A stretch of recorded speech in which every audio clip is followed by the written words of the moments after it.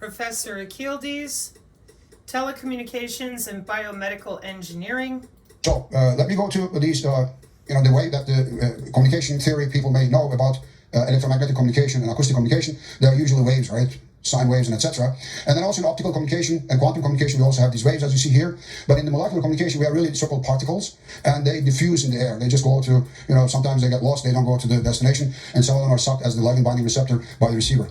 Okay. Now, after this brief introduction into the biology, the question here is, can we create man-made, man meaning human-made, biological nanomachines? The answer is yes. That means we can reprogram these artificial cells and via DNA manipulations, and that's called genetic engineering.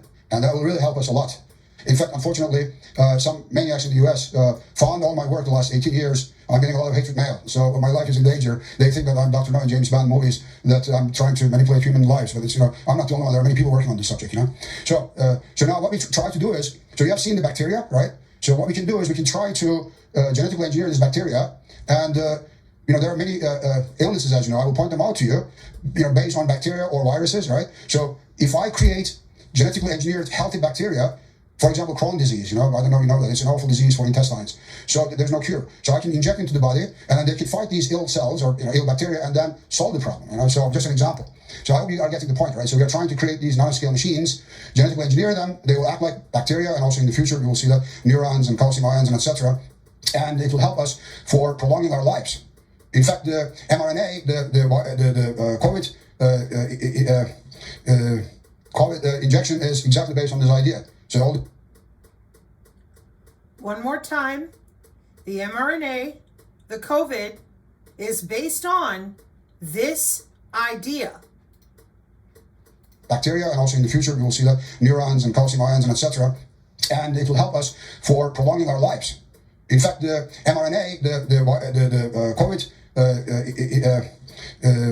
COVID injection is exactly based on this idea. So all these fluids, right, there are nanoscale machines inside, right? So when you look inside.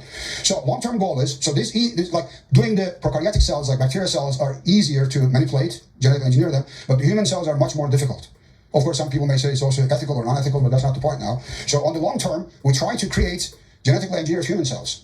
And the success is already there, some of the cases. So how we do this here is we insert a piece of a DNA code, which is called lentivirus cell, and which is a special type of virus used in genetic engineering, as you see here. And then this lentivirus is able to infect a eukaryotic cell and inject a new DNA code in the cell DNA. And then this cell is a healthy cell, and it can go and fight the ill cells.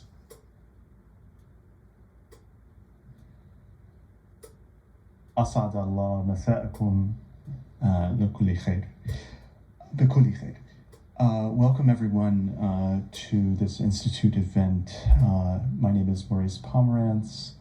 I am the Executive Director of the NYU Abu Dhabi Institute, which is a center for scholarly exchange, academic research, and public outreach. Tonight I have it's my very great pleasure to only have one obligation, and it's a very pleasurable one, to introduce my colleague, Eliseo Ferrante, who's a visiting professor here. He received his Master of Science from Politecnico di Milano and one from the University of Illinois at Chicago in 2007, both in computer science and artificial intelligence.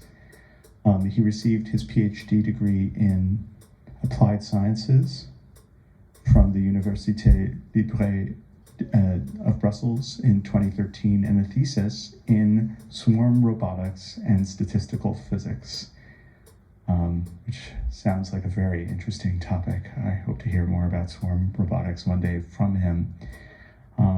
But today, we're going to be hearing about other things, the Internet of Bio-Nano Things, and I'll leave it to Professor Ferrante to introduce the speakers. So welcome everyone, and I look forward to seeing you at future NYU Abu Dhabi Institute events. So thank you for coming.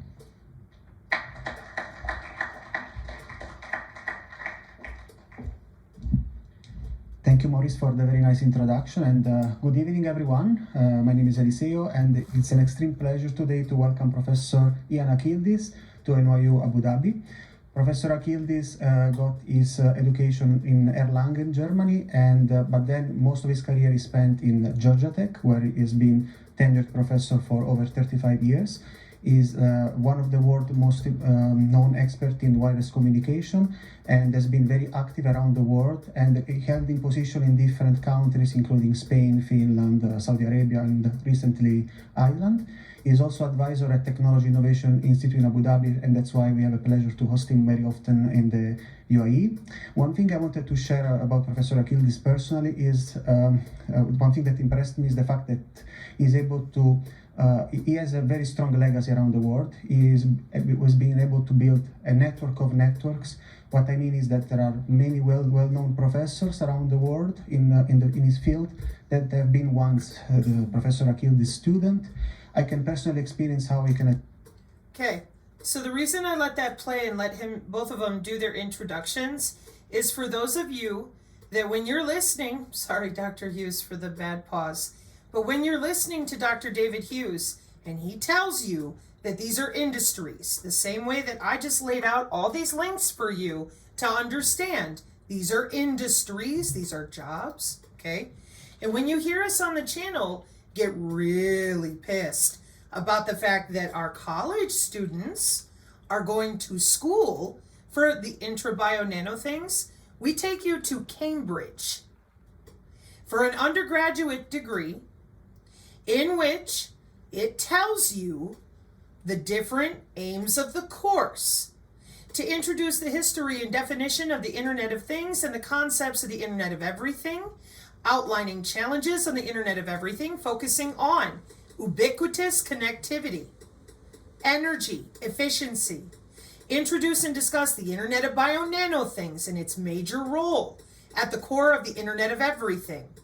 More Internet of Bio-Nano Things such as your biosensors, drug delivery systems, microfluidics, several of the things I already showed you, bioelectronics, and biocyber and neural interface, not bioweapon.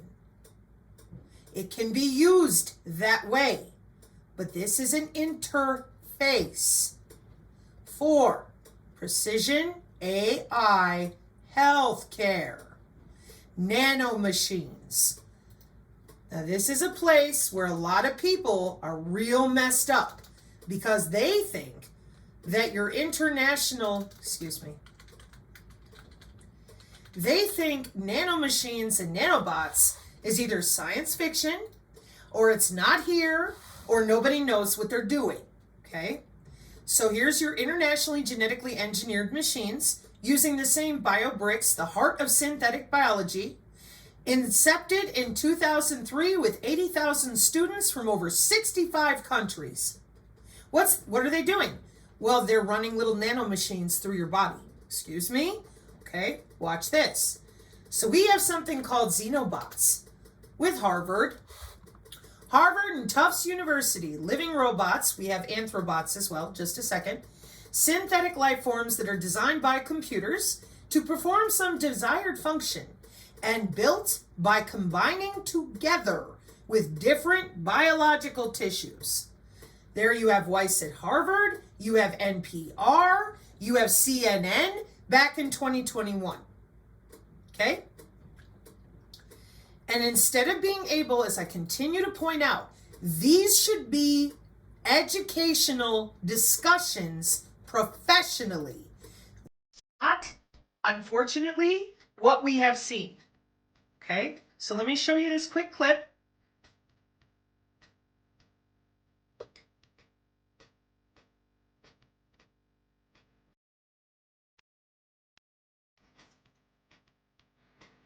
Self-replicating, machine learning.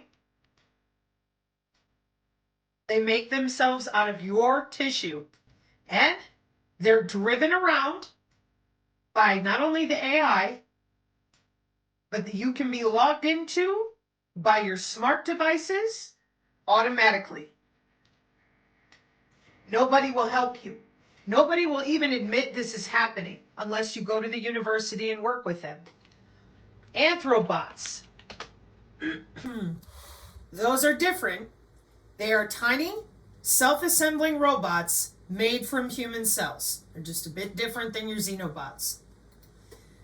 One of the things that we have shown people repeatedly from the University of Rochester is your iGEM competitions to grow hydrogels that you think are something that you can avoid by taking a product or putting on a wearable, to create the yeast and E. coli that is grown inside your gut microbiome wirelessly. Just like Achilles told you, because this is not new. 2003, they've been very busy going to school. iGEM stands for the International Genetically Engineered Machine Competition. It's a global synthetic biology competition that brings together teams from all around the world to compete in essentially engineering organisms to have new functions. Our project this year was to use a co-culture system of bacteria and yeast to synthesize plant-derived compounds more efficiently. A lot of the compounds, like medicinal or used in cosmetics, all of these are extracted from plants, and we want to find a way that's more sustainable and reliable. So we created a 3D printer, which prints hydrogels, which has our E. coli and yeast that has engineered pathways within it so that it can function to make the enzymes that produce our end product. It's essentially split up into fall and spring semester. Spring is like brainstorming phase, summer is like hardcore lab work, and then fall is like wrapping up the project, working on the presentation. Parallel culture system, printing rosemary with microbes, molecular communication, the way our cells naturally signal one another, has now been hijacked for this. Synthetic biology, surveillance and reconnaissance under the skin, being able to use regenerative medicine. Presentation aspects. Okay? So when I show you the image over here of them logging in and out of your body to change out the yeast and bacteria wirelessly, the reason that you will spin in circles endlessly if you keep saying vaccine is because nobody explained to you that your body is electrical, connected to the internet, and available to anybody with a login. So here's Tesla Fluorescence in 2016 from Rice University.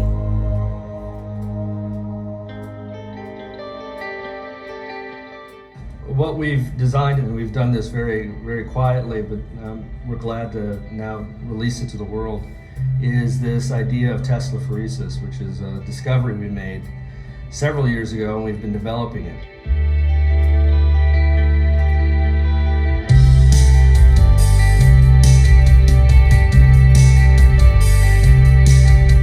And Tesla Phoresis is, the simplest way to understand it is self-assembly at a distance, just long distance assembly of materials.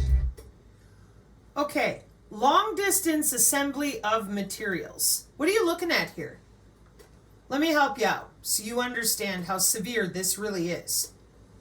So here we are with the National Institute of Standards and Technology and all these different slides I'm showing you directly from our ITU, our United Nations, etc., etc.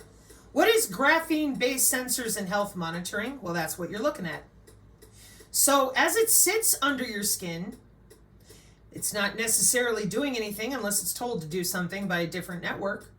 Then self-assembly at a distance. They're going to hit you with an electrical signal, an electromagnetic signal, and it does not require a human. Okay? And anything you see on the right is non-invasive. They can make any of these changes, check for things. Everything you see on the right is available at a distance. So what happens is you take your shot, there you are, okay, your interface. And just mute this for a second. And so there it is, and people had magnetism, people had the clots because this stuff changes and self-assembles and grows. And then it could be, again, from your smart meter, another body area network, walking through a heavy, dense area of wireless or electromagnetic signals in a city, or in some other federal building or non-federal building, but a bigger building like a mall or whatever. And all of a sudden, under your skin, it starts doing that. And Teslaphoresis is, the simplest way to understand it is self-assembly at a distance, just long distance assembly of materials. And what we did was, because we're at Rice, we had plenty of nanotubes around, so we decided to use nanotubes. And what we discovered was that these nanotubes can actually string together and form wires by themselves under this electric field. String together and form wires by themselves under what? Under what? An electric field. Oh, wait a minute. Oh, is your body electrical? It's religious. No. These are jobs, lots of jobs. Logging in and out of your biosensors, coupling your body with an electric field. Yes, this is the backbone of the system. Ultrasound, high electromagnetic frequency, and low magnetic, electric field, and electrical current. Your anatomy, known as the human biofield, is their playground because your body is electrical and your cells signal one another with bioelectricity and biochemical signaling. That's why this is the main problem. This is the vector of entry.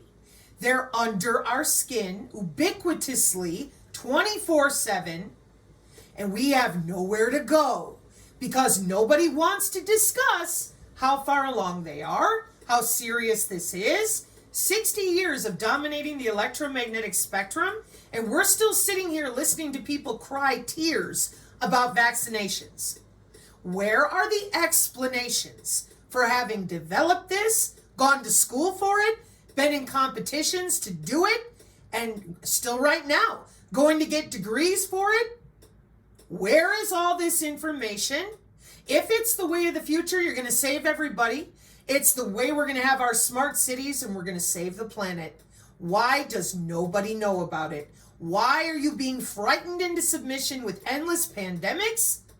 It's life extension technology. That's what you're looking at. This fundamental idea of force acting at a distance, that you can have, instead of, when you normally build circuits and things like that, you have to have physical contact. Now we're talking about building circuits without actually touching them. When he says circuits, he's talking about circuits for medical applications with biomedical engineers. He's not talking about theoretical in a laboratory.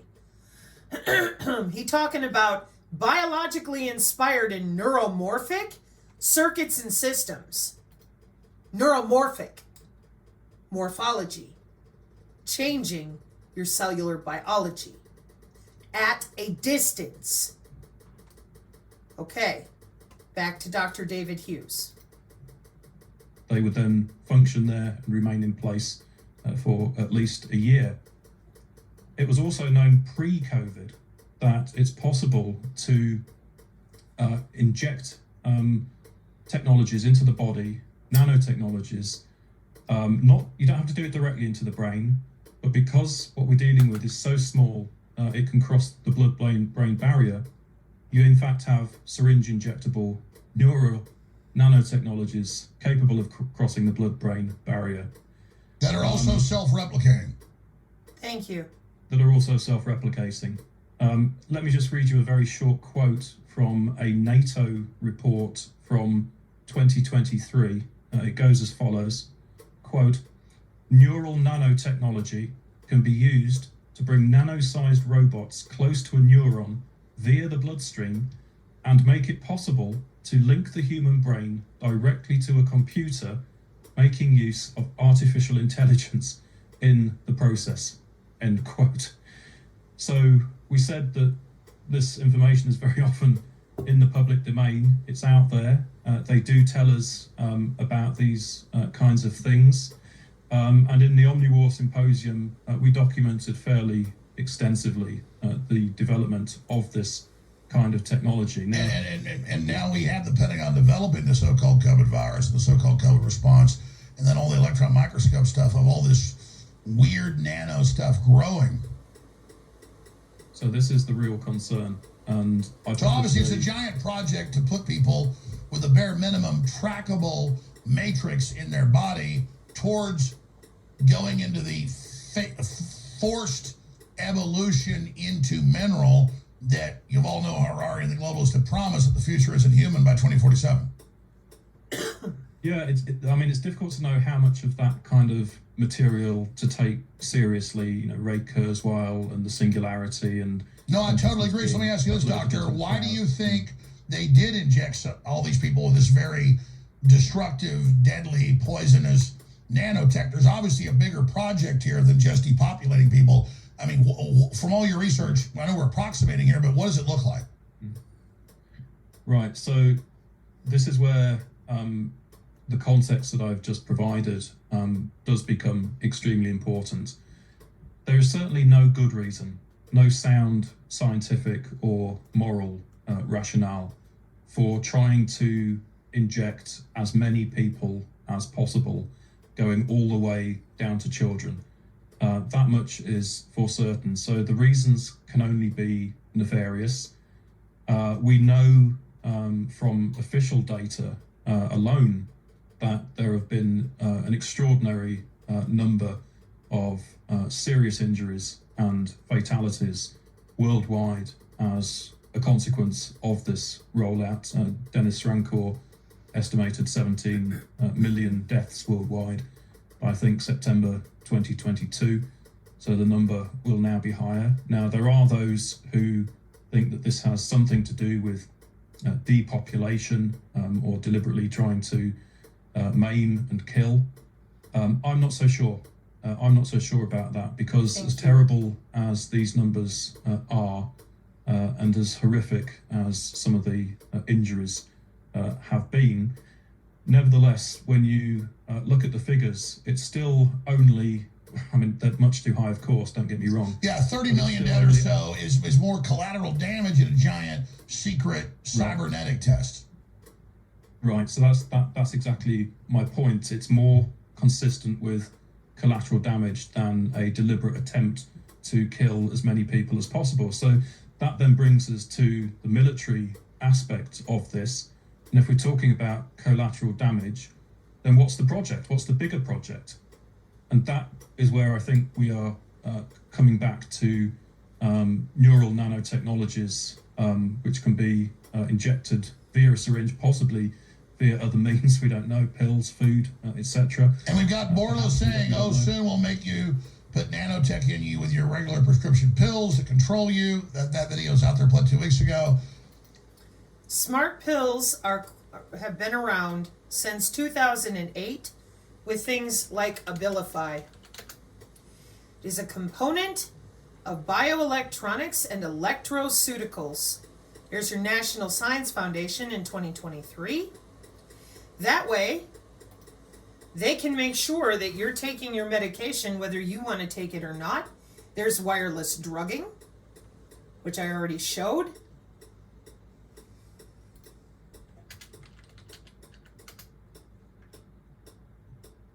Abilify is one of the people that have worked on this. The swallowed pill dissolves and exposes the sensor. A message is sent via Bluetooth to a patient's phone. The mobile then automatically sends it to the doctor. Okay? This stuff is not new.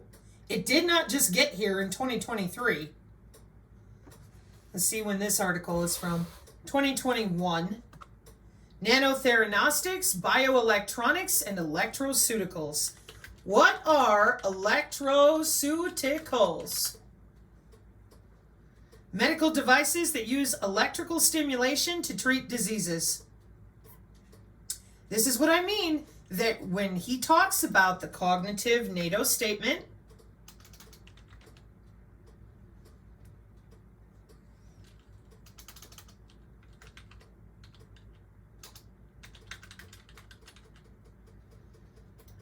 Now, I don't know if that's where exactly he got his quote from, but in this paper, Mitigating and Responding to Cognitive Warfare from NATO, they're talking about the brain-computer interface, which is 50 years of research.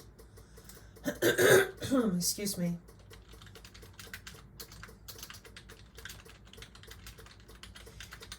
And I'll say it if they don't want to, which is, this is about human augmentation, human 2.0. You're not going to get a choice. The nations of the world already decided to augment the population. That's what all of this is for. It's in the same Agenda 2030 goals, under good health and well-being, but because you wouldn't admit geoengineering, you said that smart cities were urban planning. Nobody bothered to ask, what the hell is human augmentation and why is it there under good health and well-being? What is this? Well, don't you want to live forever, enhanced intelligence, never get sick, and be monitored under your skin 24/7? It's got market share. That's because the nations of the world said, your opinion is not required, and neither is the opinion of ethicists. You will note on page 15, they talk about genetics, the gut microbiome, non-invasive and invasive brain interfaces, exoskeletons, there's your pharmaceuticals.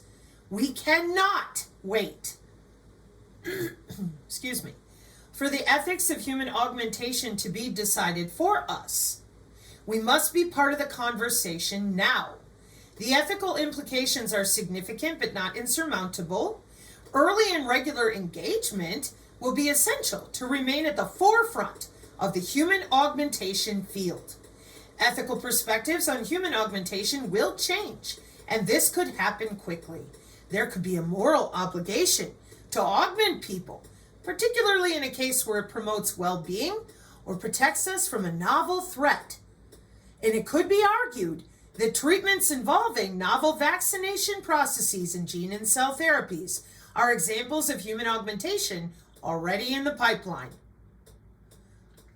One more time.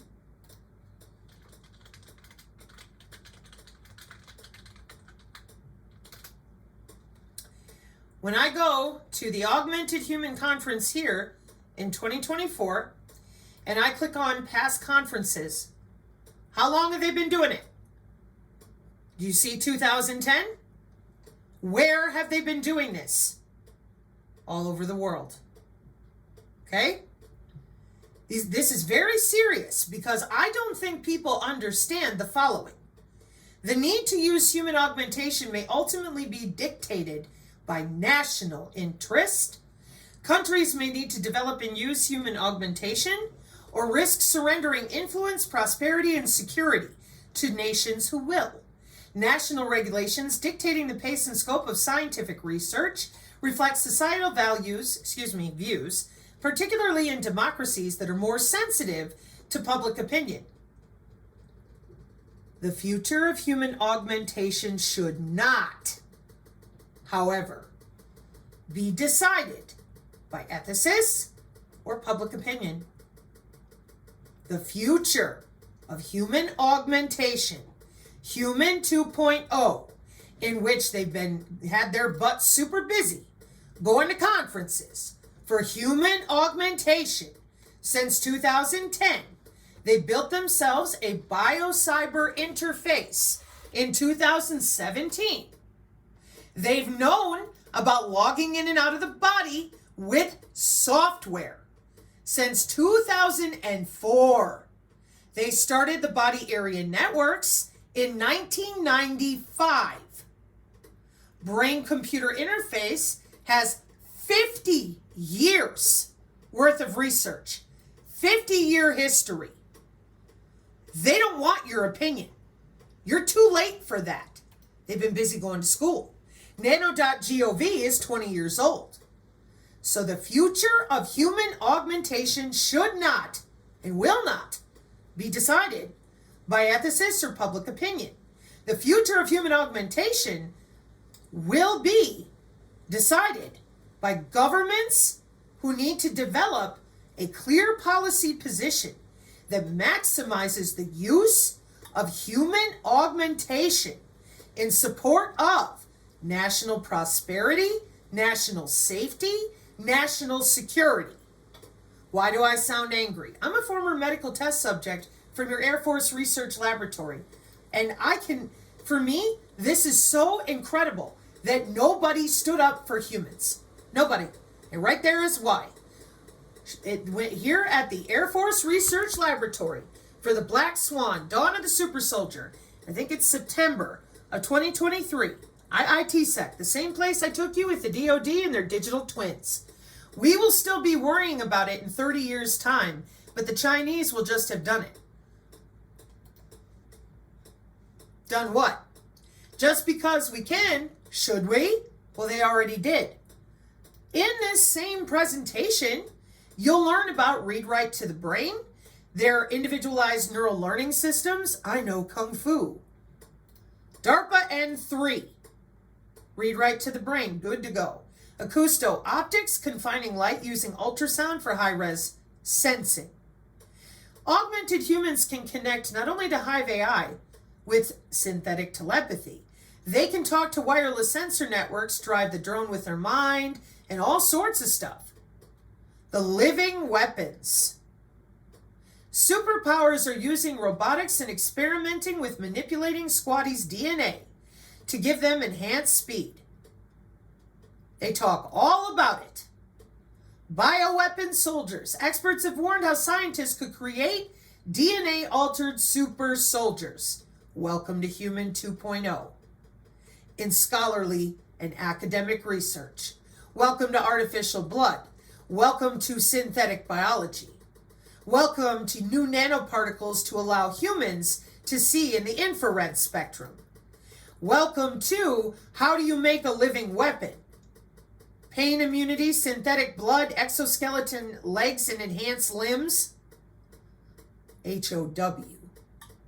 Where's your electrical and magnetic anatomy that they're using to log in and do all this? Right.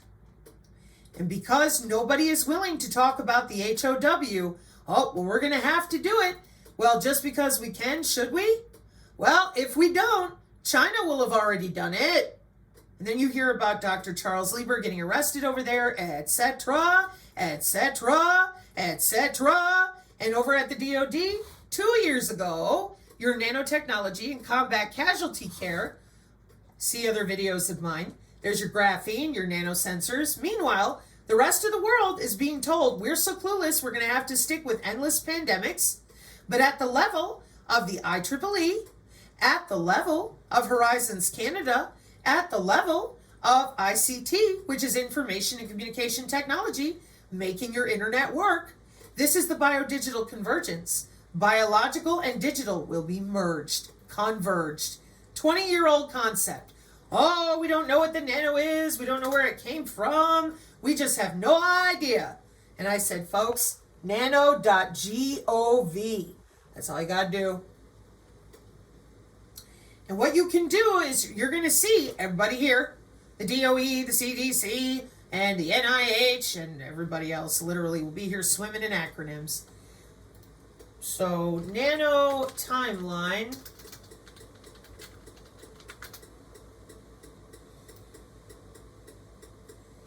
So they talk about, right here, same website, okay, how old the nano is. Then they go through 1950, 1951, 56, 58, 1959. And we're still sitting here right now, arguing about where our tax dollars went. Oh, it's another pandemic. 1985, same Rice University, buckyballs. Like he said, we got a bunch of carbon laying around, the carbon nanotubes. Okay? 1991, carbon nanotubes.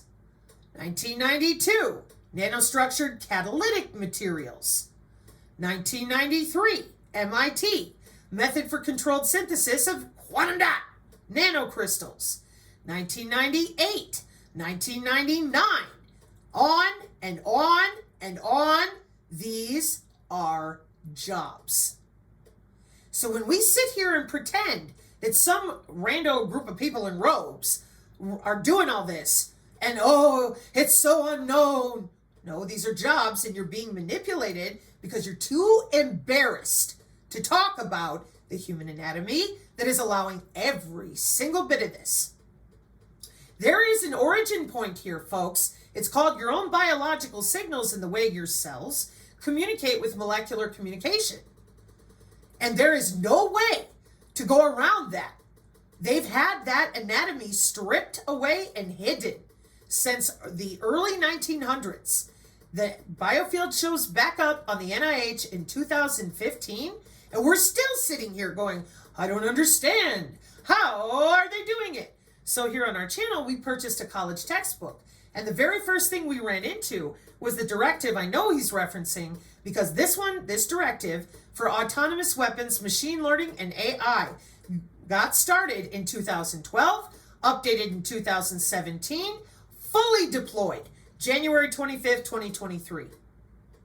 We have drones the size of dragonflies, mosquitoes, and we are not even allowed to talk about drones over New Jersey that you could see with your eyeballs. Yet here they are, and they got software. Huh? Boy, oh boy, do they have software. When I said they drive the drone with their mind, I'm not being hyperbolic. See other videos on my channel. So, while everybody is playing pretend that they don't understand how you took our tax dollars for 20 years to do exactly what I'm showing you. Giordano, cognitive science and cognitive neuroscience, biotechnology, biomedicine, including genetic engineering, a 20-year-old concept of converging humans with digital technology for human augmentation right there, every nation. It was not just one or two individual decisions made. Why? Because they want to live forever. It's called synthetic biology, human augmentation technology. And she got market share. And they got more plans out there.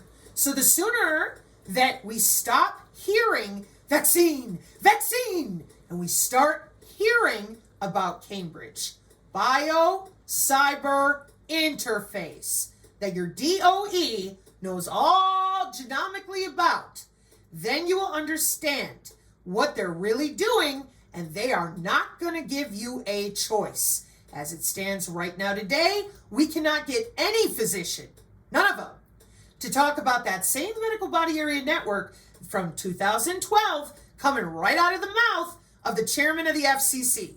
They dance around, scream vaccine, and push everybody back in the dark. Meanwhile, 18 years of conferences on biological signals.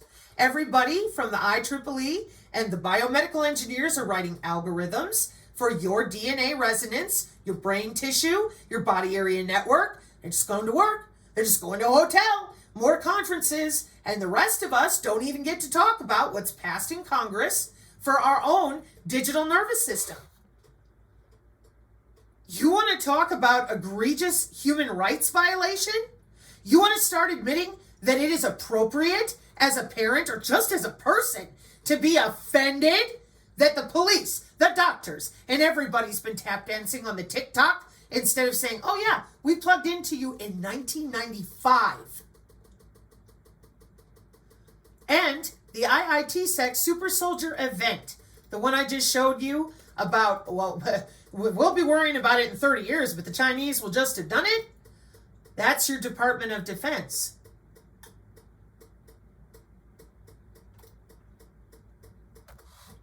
Let me scroll up to the top here for you. Congressional Modeling and Simulation Software. And the page that I showed you with the digital twin. Hang on, let me blow it up a little bit.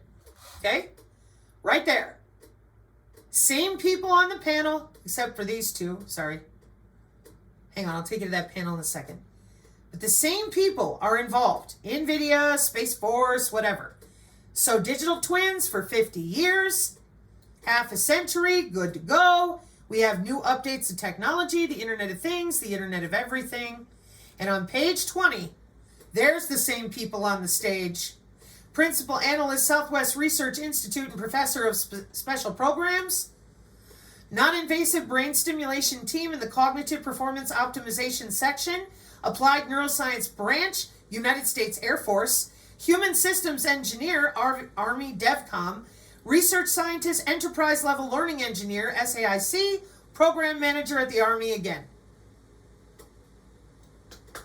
DARPA N3. It's non-invasive. It's very invasive. And Bill Gates makes the joke, oh, they say I'm putting microchips in you. No, we didn't say that in the COVID shot. We said he owns a bunch of patents and companies or controls them that is about putting not a microchip, that's 50-year-old stuff, but self-replicating systems that are way in advance of that. Mm-hmm. Yeah, and this is what I and my co-authors have argued in our work. I mean, it's similar with Elon Musk and the Neuralink idea. In a sense, the idea of kind of just physically inserting something into the brain through surgical means, I mean, that's tremendously outdated, actually. Thank you. In terms of what we're dealing with here, because if you do have highly advanced technologies which are syringe injectable and we know have been developed over the course of decades, then that potentially is what we're looking at. And of course, the thing with injections is that they bypass the body's normal defense mechanisms, nasopharyngeal and the gut and so on. If you can shoot something straight into the bloodstream, you're essentially going behind the defenses. So, and then if you use mRNA to directly interface with the DNA, you're directly hacking the body. So here's my approximation. I want yours, Doctor. And they admit it. They want guinea pigs. They want pure research. They need to mass scale this and then get blood tests and see what's happening to different people. They're using us as guinea pigs in raw research in their life extension program to create an organic mineral silicon interface, which they admit is their main beyond Manhattan level project. And so that's really the secret of this, is a mass test to see who can actually survive this attempted mutagenic integration. Yep. Yeah, that's possible. And I was having a discussion with Patrick Wood along these lines recently, and his opinion on this was that essentially what we saw in 2021 largely with the injection rollout could well have been some form of experiment, and I've written a lot in my own work about the global mass experimental nature of everything that took place during the COVID era. And possibly an attempt to calibrate levels of whatever was in the shots. And they admit they were constantly changing what was in it. It wasn't just Moderna, Pfizer. That was just the cover with the clear sheets of paper, and the actual ampules are supposedly tell you what's in there. It was, they admit, range finding, weapon testing. I mean, there was a lot of stuff going on here. There was, and what's very disturbing about it is the how bad is my batch phenomenon.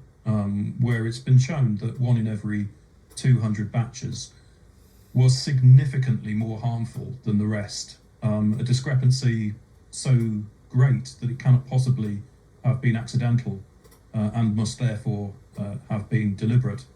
So if they have been testing this out, as it were, on the global population, treating us like guinea pigs, then it doesn't bode well in terms of what they are planning next. Now, my take on this, again, is I'm not particularly convinced about the reality or achievability of certain transhumanist visions, the kind of merger of human beings and machines and creating cyborgs and all of this kind of thing. I look at it much more just from a very brute military perspective, that if it's actually possible to get material into human bodies which is capable of staying in the body and communicating in some way with an external network, then that is the basis for a complete control system. Now, again, when we think of, for example, the various projects like Starlink, and there are many others, with close ties to the military, if it becomes possible to bathe the entire world in EMF radiation, if it becomes impossible to escape 5G, 6G, 7G, etc., and if the kinds of technologies we've been talking about, which may well have been developed as classified military technologies, which are years ahead of publicly available science and technology, then the frightening possibility reveals itself that essentially we could all become nodes on this technocratic control network. And if we say the wrong thing, if we step out of line, the possibilities are frightening. We could be dealing with remote control assassination, remote control torture, remote infliction of pain. And again, this brings us to the targeted individuals community. They have been complaining for years of being experimented on along similar ways, and that again would be consistent with some kind of prototyping and experimentation ahead of the real thing. So we're looking at some very, very dark material here, but the point that I and my co-authors have been trying to make in our work is that this is not just science fiction. This is not kind of pie in the sky nonsense. All of this can be backed up with detailed references to the relevant military and military intelligence literature. Well, I would like to invite you back to do like a 2-hour commercial-free show. You can send my great crew videos, articles, exhibits, documents, studies that you want to show, because I myself have studied this a lot, not as focused and in-depth as you. And there are just so many examples of this. And this is mind war. This is what's going on. And this is a fact. And my job is not an apologist for Elon Musk, because you're right, something like Starlink and 5G on the ground would be what you would use, one of the main things to control all of this, but it's also something you download movies and we're communicating on right now. So it's, to me, it's a neutral thing. It's who's in control of it, who's doing it. But separately, like Elon has said, someone blind, well, they can go in now with a chip and they get sight. Somebody who's been in a car wreck and their back's broken, with the Neuralink systems, they can fix that. So none of that itself is a bad thing. And then when you have a technology that's patented and direct and it's software, then it's much more transparent. So people worried about stuff like that, to me, is a distraction when it's all about the biomedical, synthetic life form, programmable life that is really not just the future, it's already here. To me, it becomes a giant distraction. Bill Gates, they think they're putting chips in the shots. Well, no, you're putting a trackable, system that interfaces with us, and that's the patents, that's admitted. So I'm trying to get people to just get to where we know we are, much less how far out this really is, and then the need for the system to roll this out. And we know the development of COVID, the development of all this goes back decades. They admit it. It's part of a larger project.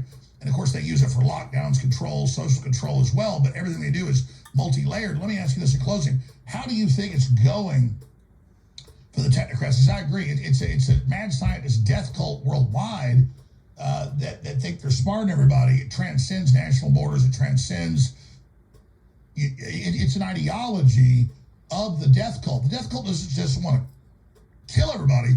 It wants to get rid of most people so that it is in full control. And so I'm just trying to get people to grasp the magnitude of this.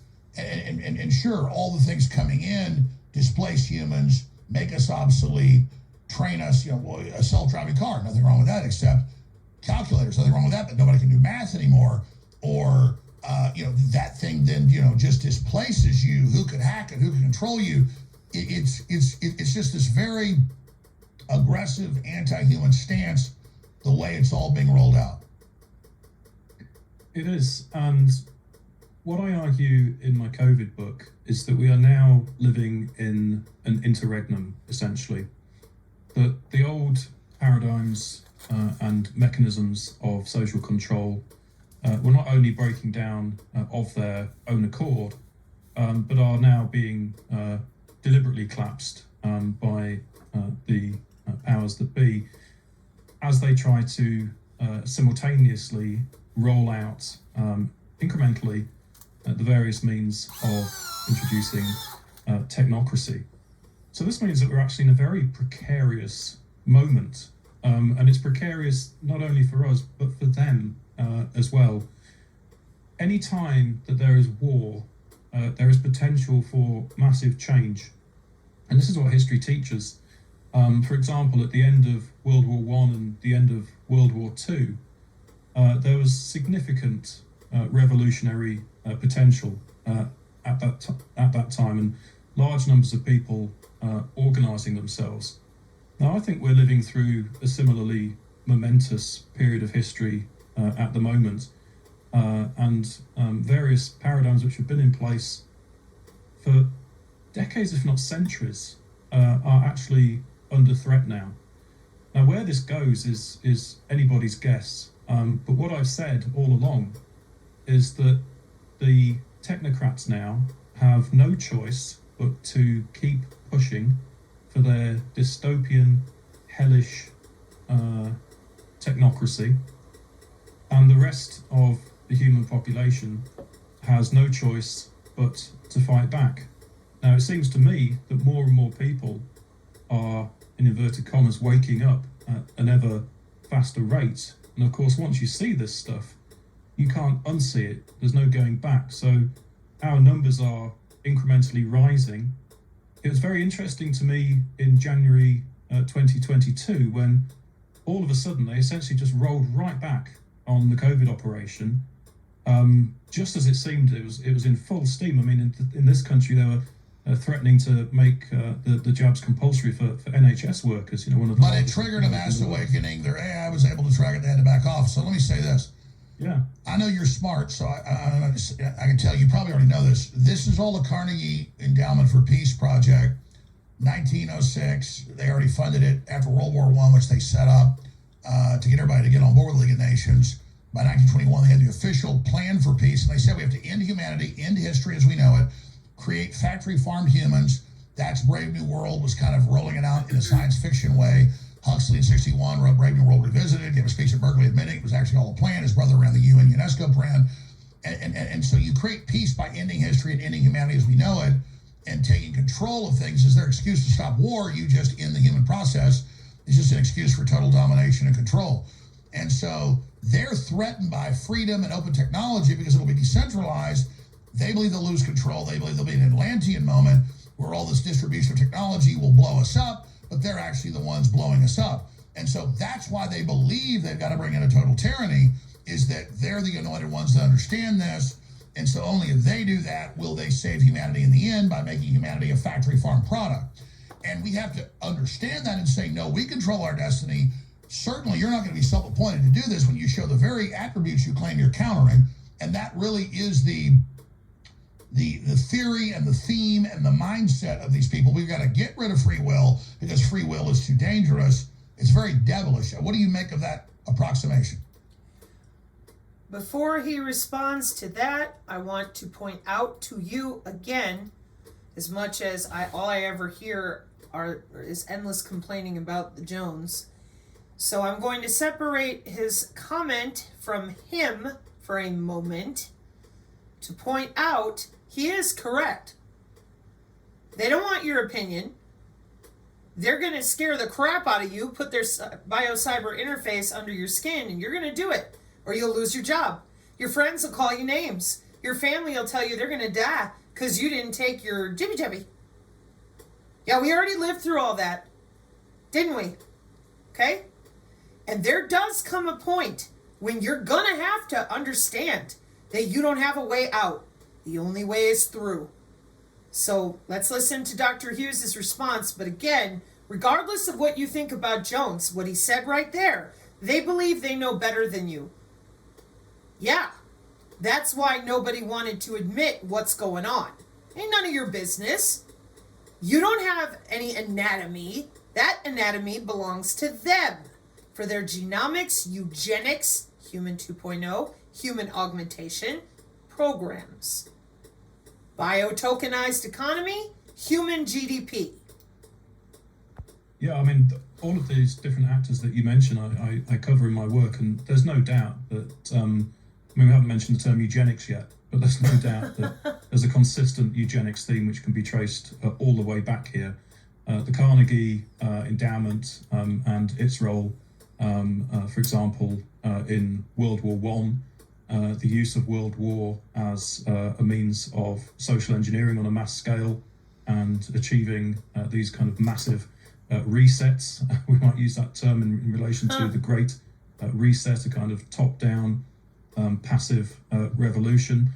And I'm glad that you mentioned earlier that technology in and of itself is neither good nor bad. It is how the technology is used, Yep. and it's in whose hands that technology rests. Now, I think that... And the theme of what you were saying is the global awakenings here they feared, and so they're not all powerful. Yeah. I mean, these technologies exist, and they could be used for great good if they were expropriated from the tyrants that have been developing them. And was that your point, or did I interrupt you? No, that was it. All right, very impressive. I am very glad, Dr. David Hughes, that Catherine Austin Fitz recommended you to come on. I already knew about your work. Please come on again in the next few weeks. Time's precious, as you know. Send my crew, when you're ready to come on, or hell, you can just host a 2-hour show with us, a presentation, and I would love to put that out because your work is extremely important, including Wall Street, the Nazis, and the crimes of the deep state. And again, I haven't read your book yet, but I know you know what you're talking about. We're not saying it's a modern Nazi conspiracy. They were a spin-off beta test of this, and the deep state just absorbed their own bad son at the end of World War II. Do you agree with that statement?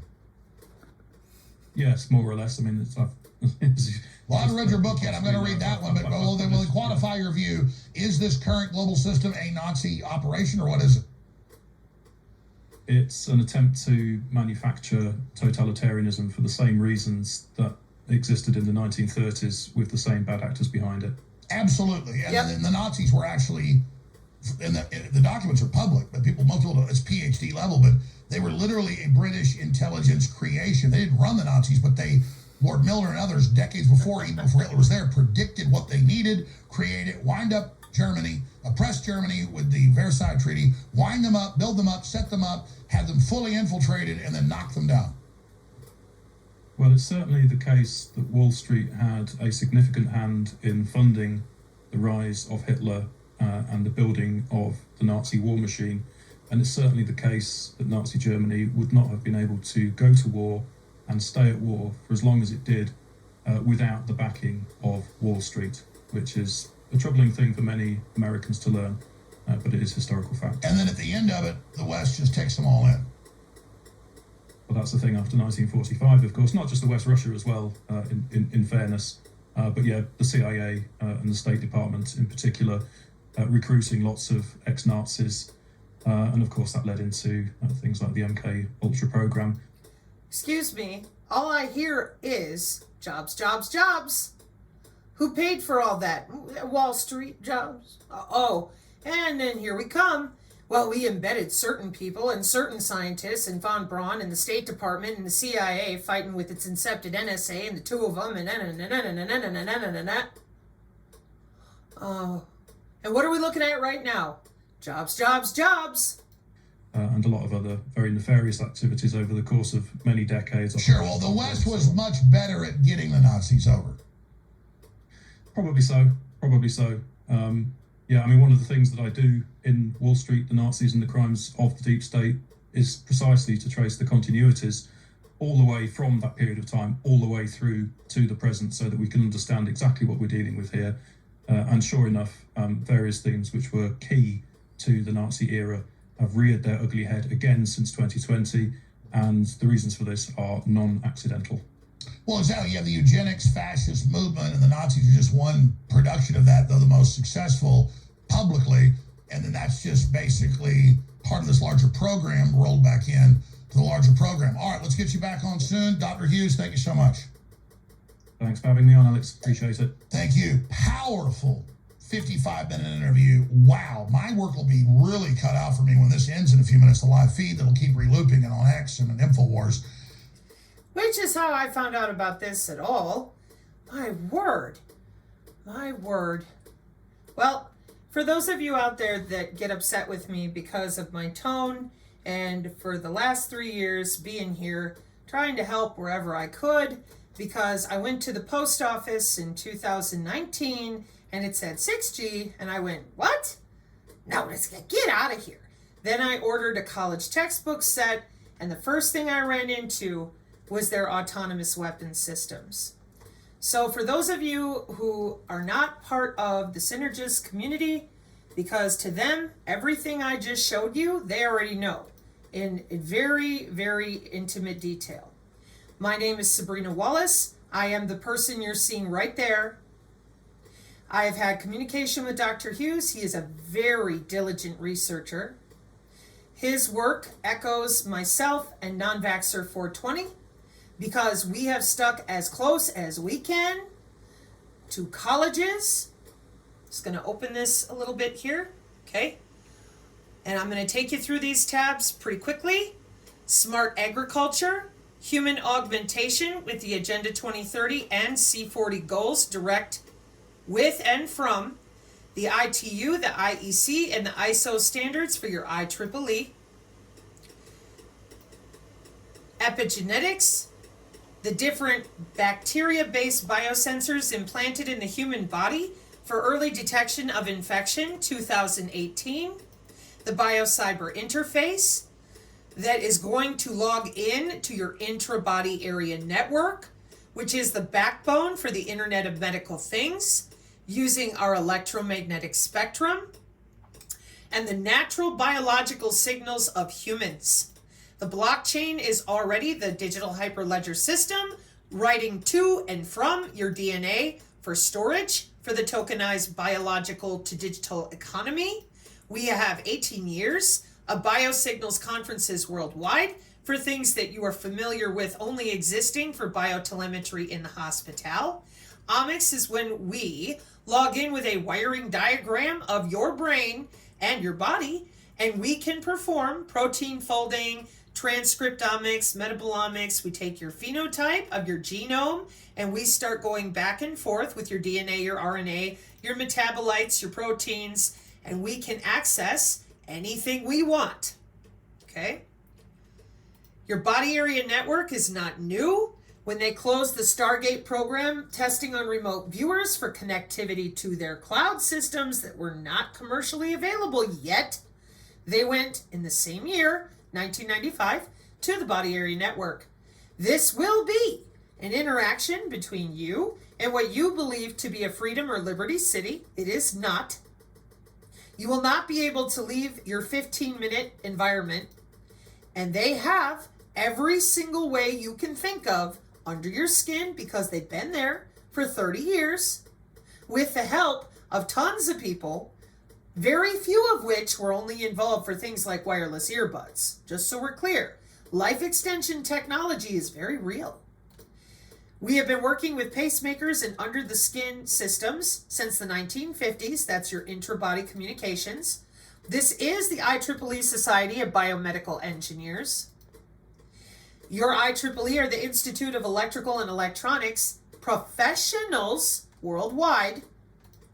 Your biofield is the human anatomy they are using to log in and out of your body using bioelectromagnetics, which is the study of how electromagnetic fields interact with biological systems. They wrote an algorithm, they have many of them, that they are watching with your digital twin to affect and actuate physical change under your skin, around your body, within your home. It's called a region of interest when in use with a drone. This is the 802.15 working group of the IEEE. There is your electrical and magnetic anatomy. There are no maybes. There's no conspiracy theory. This is information telecommunications technology connected to your electrical and magnetic anatomy. Period. The incredible amount of jobs with human activity recognition radar that looks through walls, watches you with the digital twin. This is built for sensing and actuating, which is e-health, m-health, and telehealth, telemedicine. This is part of what they were working out during the COVID, stay 6 feet apart. That has to do with your biofield. That because when two human bodies are near one another, there is an attenuation electrically with your molecular communication of your cell structure to another biofield. Every human's body is electrical and magnetic, so they go to conferences like this for circuits and systems using the smart dust micro electromechanical systems. All of this is overseen in cyber biosecurity. There are clearances involved, but the primary ones we show here is your DHS, your Secretary of Defense. Pardon my nose. They have synthetic biology for 30 years. They're using their Lego bricks with open synthetic biology, open language. The way they've done it is they crack the electric code of biological electricity so they can log in and electrocute your cells to change the way your cells communicate in order to elicit an anatomical change. Many different kinds of cells. This is the machine learning for the wireless body area network. Everything you see in these 4 boxes can be run through your body, period. Brain-to-brain interface is not new. It is very old. Please see the YouTube. Lots of people testing different things. They have already created augmented humans. They have 50 years of digital twins. They have passed the FDA Modernization Act to access your digital twin. Your digital twin has its databases underground with places like CERN, ITER, and tokamak. Big magnets, see other videos. They're using containerized networking with Kubernetes and back-end systems with our Dodin and Cora, with our DoD, CISA, and DISA. The wireless drugging has been around since 2008 with Abilify. Your synthetic biology open language uses those Lego bricks to recombine itself, put itself back together, or have an external exogenous signal do it for them.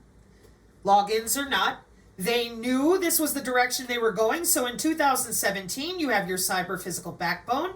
Your National Institute of Standards and Technology is absolutely involved, including with connecting your body and your bioelectricity to the power grid. The next time someone tells you that the human aura is fake, you say, okay, tell me what this is. And why does it say medicine? Because there is an origin for all of this. And if humans understood, you don't need a technology. There is visible light communication, optogenetics, optogenomics. We don't need the nano. This has been going on a lot longer than most people are going to be comfortable understanding, admitting to, or dealing with. It is not hard. It is ugly. 6,000 years of human anatomy with your chiropractor, Chinese medicine, and the rest of it did not disappear in 1906 on accident. It's for this. So we need to deal with it like adults. Stop pretending it's not here. We don't know. It's right here. Okay? The FCC with the FDA with everybody's consent except yours went ahead and gave themselves spectrum to log directly into your body under your skin. Under the guise of healthcare, because it's always for your health. And in the event that it is for your health, why don't you know about it? And why don't you know how it works? The CoV-W ban was used during COVID to log in and watch you under the skin. They don't want you to adhere with yourself. They want you to let the AI on the inside of your body to self-assemble and do the things they built. They have read-write to the brain. This is 2019, but DARPA N3 is old. No implantable Neuralink surgically put in their chip required. The Department of Homeland Security has one of the most robust databases when it comes to biometrics, and I don't mean your face. I do not mean your fingerprint. I mean that machine learning algorithm with your DNA. We use the human activity recognition radar for anything we want, including that pathogen access database. We're going to log in and make sure you get sick no matter what you eat, no matter what you do, no matter who you're around, no matter what you breathe. See, this is a full duplex system. And like Dr. Hughes said, if it wasn't in the hands of the Jason group and these mad scientists, which is what they call themselves, well, then maybe things would be different. I don't know if I entirely agree, but it's something to think about. This is bioconductor software. Available on the GitHub with all the little nerds helping DHS log in and out of bodies nice and quiet. Install it on their phone. Welcome to the Signature Reduction Force of the Pentagon with electronic warfare. We have an electronic integrated disease surveillance system. And the reason for that is because we can give you a disease and take it away electronically. In 2011, our Department of Defense Directive 3009, Autonomy and Weapons Systems, is fully deployed as of January 25th, 2023. Professor Achildes is not a hack. He is worldwide well known for developing what the college students are going to school for, the bio-cyber interface. For molecular communications, the terahertz band, and the intra-bio nano things with nano-biosensing, microfluidics, neural interfaces, brain-computer interface, exoskeletons, etc., etc. The heart of synthetic biology since 2003. 80,000 students from over 65 countries have been trained in internationally genetically engineered machines. That would be xenobots that self-assemble, anthrobots that self-assemble, a little bit easier than the xenobots.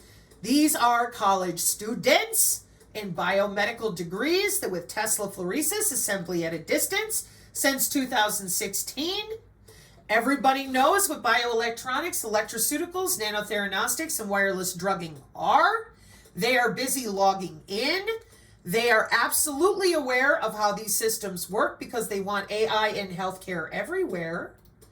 The NATO Cognitive Warfare Statement, if you choose to read it, will delineate the cognitive neurology that Professor Giordano and the rest of them talk about. We have had brain-computer interfaces for over 50 years, and they've been busy going to hotels and conferences worldwide since 2010 to get it done. Get what done? Augmenting the human race. Nano.gov. That's all you got to do. And read. You'll know exactly where all your money has been going. They're going to live forever. As far as what happens to you, guinea pig, can't tell you for sure. I want to give a special thank you to Dr. David Hughes for braving the InfoWars and doing an excellent job, in my opinion. I hope this is supplemental to the rest of you to either take the papers or put out your own little clips and bites. That's a lot of information. Well, buckle in and get used to it because there's no going around it and we're not going backwards. We are going through this. Mark 5:36, amen, by faith alone. Gratias Deo.